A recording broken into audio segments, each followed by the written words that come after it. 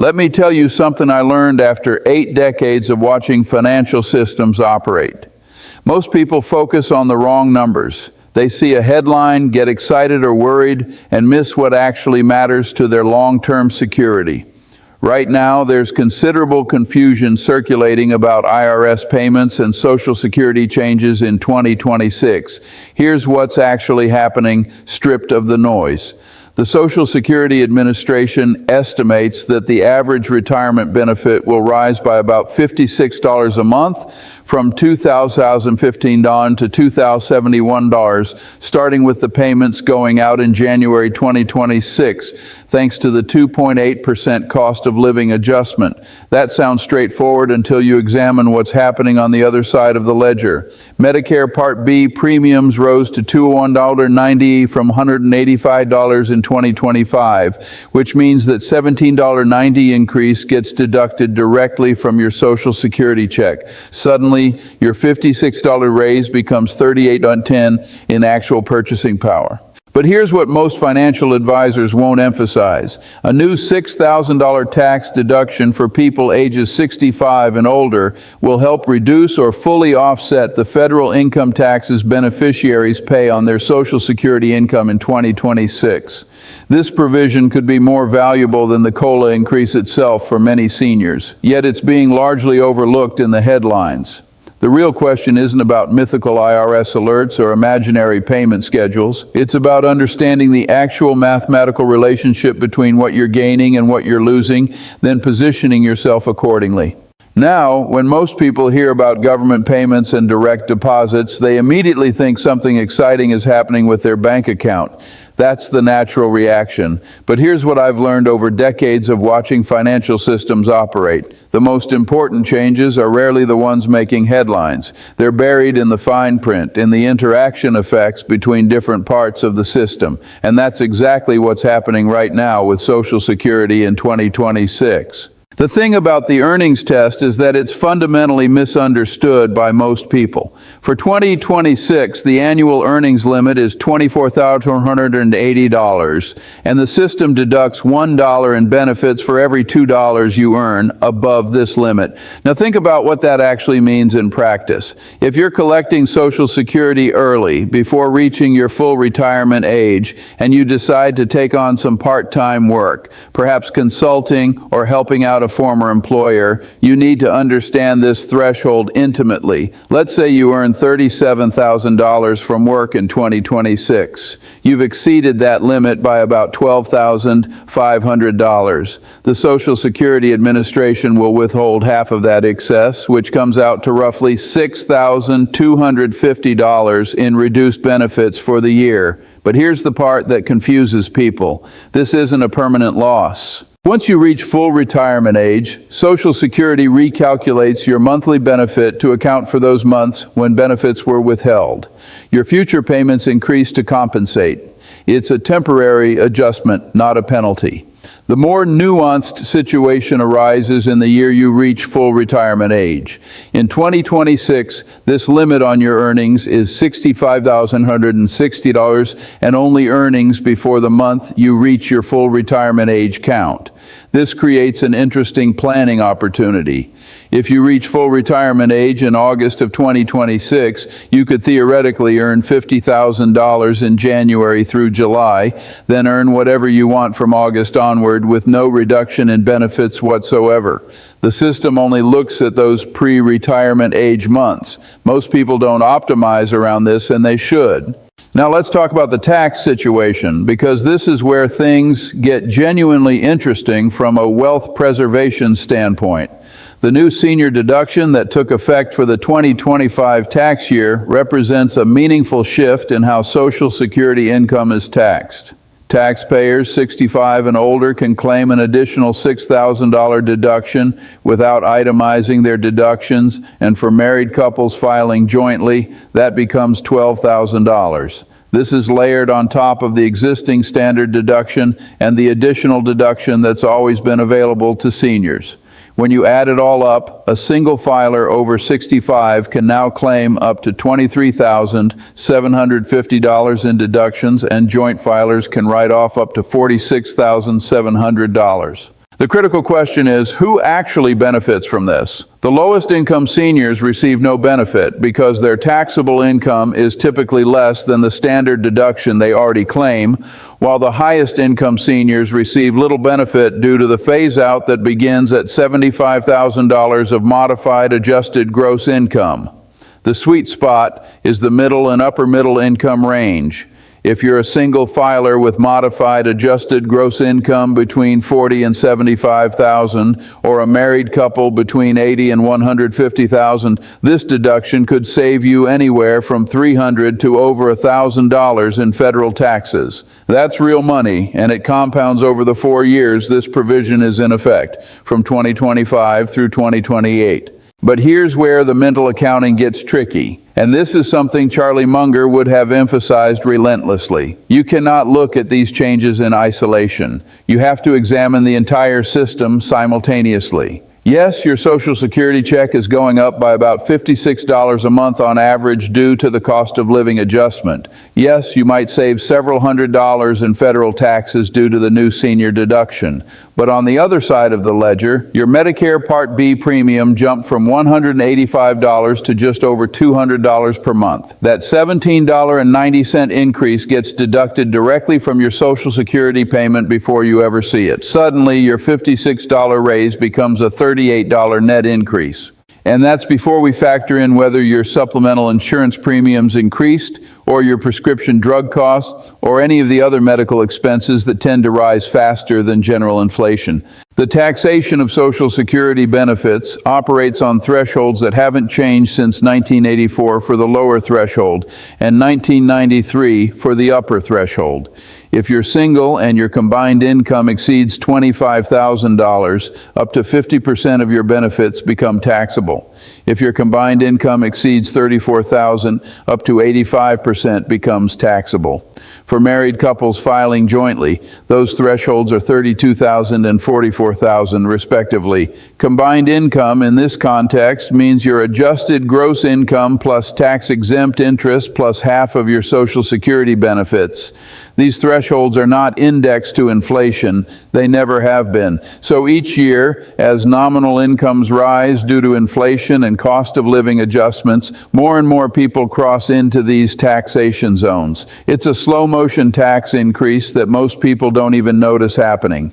The new $6,000 deduction helps offset this somewhat, but it's temporary. It expires after 2028 unless Congress acts to extend it. And here's something most financial planners won't tell you directly. The likelihood of Congress extending temporary tax provisions depends entirely on political dynamics that are essentially unpredictable. You cannot base a long-term financial plan on the assumption that favorable temporary provisions will be renewed. You have to plan for the possibility that they expire as scheduled. Now, regarding the earnings test and work credits, there's another layer of complexity that deserves attention. In 2026, you must earn $1,890 to qualify for one Social Security credit, so you bank your maximum of 4 credits when your work income for the year reaches $7,560. If you're still building your 40 credit requirement for eligibility, you need to track this carefully. But here's the more subtle point. Even after you've qualified for benefits and started collecting, additional years of work can still increase your benefit amount if those earnings are higher than some of your earlier earning years. Social Security calculates your benefit based on your highest 35 years of earnings, adjusted for inflation. If you work in your 60s or 70s and earn more than you did in some earlier years, those higher earnings can replace the lower years in the calculation, resulting in a higher benefit. This recalculation happens automatically each year. The mathematical reality of Social Security taxation creates some counterintuitive situations. Consider someone who has retirement account withdrawals, perhaps from a traditional IRA or 401k, alongside their Social Security benefits. Those retirement account withdrawals increase their adjusted gross income, which can push them over the thresholds where more of their Social Security becomes taxable. This creates a marginal tax rate that's higher than the stated tax bracket rate. Let's say you're in the 12% federal tax bracket and you take an additional $5,000 distribution from your IRA. That $5,000 increases your adjusted gross income, which may cause an additional amount of your Social Security benefits to become taxable. You could end up paying tax on not just the $5,000, but on an additional portion of your Social Security, effectively creating a marginal rate that's higher than 12% on that withdrawal. This is sometimes called the tax torpedo effect, and it's most pronounced for retirees with income in the $50,000 to $85,000 range. The strategy here involves careful sequencing of withdrawals. If you have both taxable and tax-free sources of income, you want to minimize the amount of income that counts toward making your Social Security taxable. Roth IRA withdrawals, for instance, don't count as income for this purpose. Neither do distributions from health savings accounts used for qualified medical expenses. Municipal bond interest is federally tax exempt, but it does count toward the combined income calculation for Social Security taxation. These nuances matter enormously when you're trying to optimize your after-tax income in retirement. The phase-out of the senior deduction adds another layer of complexity. The deduction phases out for taxpayers with income over $75,000 at a rate of 6%. What this means practically is that for every $1,000 of modified adjusted gross income above $75,000 for singles or $150,000 for couples, the deduction decreases by $60. If you're a single filer with modified adjusted gross income of $125,000, you've exceeded the threshold by $50,000. At a 6% phase-out rate, your deduction is reduced by $3,000, leaving you with $3,000 of the original $6,000 deduction. At $175,000 of income, the deduction phases out completely. This creates interesting planning opportunities for people whose income fluctuates near these thresholds. If you have control over when you recognize certain income items, perhaps by timing capital gains, realizations, or retirement account distributions, you can potentially stay under the phase-out thresholds in high deduction years and push income into years when the deduction is already phased out or expired. The interaction between the earnings test and the new tax deduction is particularly interesting for people who are collecting benefits early while still working part-time. Beneficiaries who will not reach full retirement age until a later year have $1 withheld from their Social Security payment for every $2 in work income above $24,480. So if you're 64, collecting reduced Social Security benefits and working enough to stay just under the earnings test threshold, you're effectively managing two separate calculations: the earnings test that determines your benefit withholding and the combined income calculation that determines how much of your benefits are taxable. These operate on completely different mechanics and thresholds. What we're seeing here is a system that's become extraordinarily complex through decades of legislative patches and adjustments. Each change made sense in isolation when it was enacted, but the cumulative effect is a Byzantine set of rules that interact in non-obvious ways. The fundamental design of Social Security hasn't changed since 1935, but the tax treatment, the earnings test, the cost of living adjustments, the Medicare premium deductions, all of these have been added and modified over time, creating a system that requires genuine expertise to navigate optimally. The broader lesson, and this is where Munger's mental models become invaluable, is that you cannot optimize any single variable in isolation. You have to look at the entire system, understand the interaction effects, and then make decisions that optimize for your actual goals. If your goal is to maximize total lifetime benefits adjusted for taxes and purchasing power, that requires a completely different strategy than if your goal is to maximize monthly cash flow in any given year. Most people never explicitly define what they're optimizing for, so they end up making decisions that are locally optimal but globally suboptimal.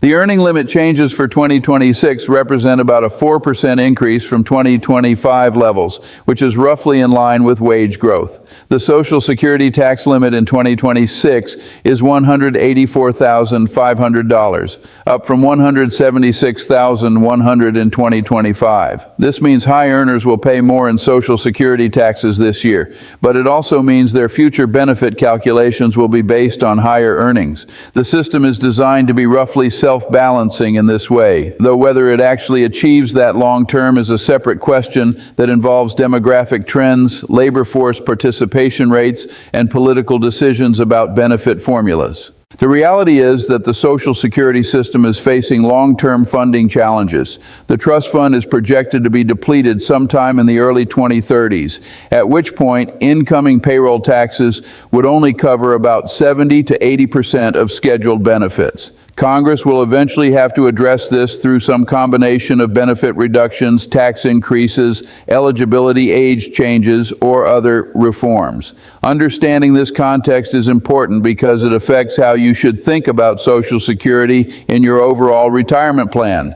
You shouldn't build a retirement strategy that depends entirely on Social Security remaining unchanged for the next 30 years, because the actuarial mathematics make that impossible. The $6,000 senior deduction, while helpful, is fundamentally a political compromise that emerged from the No Tax on Social Security campaign promise. Eliminating taxes on Social Security entirely would have cost far more in lost revenue and created serious problems for the program's funding, since a portion of the taxes on Social Security benefits are directed back into the Social Security Trust Fund. The deduction approach allows for some tax relief without completely severing that funding link. It's a second-best solution, which is often what you get in democratic policymaking. When you step back and look at the complete picture for 2026, what you see is a system making incremental adjustments in response to inflation and wage growth, with some temporary tax provisions layered on top, all while the underlying long-term funding challenges remain largely unaddressed. For individual decision-making, this means you need to be nimble, understand the current rules in detail, optimize within those constraints, but also maintain enough flexibility to adjust when the rules inevitably change again. That's the nature of operating within a system that's simultaneously highly rule-bound and also subject to periodic political modification. The people who do best in navigating Social Security are those who treat it as one component of a diversified retirement income strategy, who understand the rules well enough to make informed decisions about claiming, timing, and work choices, who optimize their tax situation by considering all sources of income together rather than in isolation, and who maintain realistic expectations about what the system can and cannot provide. The system is not designed to provide a comfortable retirement on its own for most people. It's designed to provide a foundation that you build upon with personal savings, potentially workplace pensions if you're fortunate enough to have one, and continued earnings if you're able and willing to work. Understanding these dynamics, really internalizing them rather than just reading about them, puts you in a fundamentally different position than someone who's passively accepting whatever happens to show up in their bank account each month,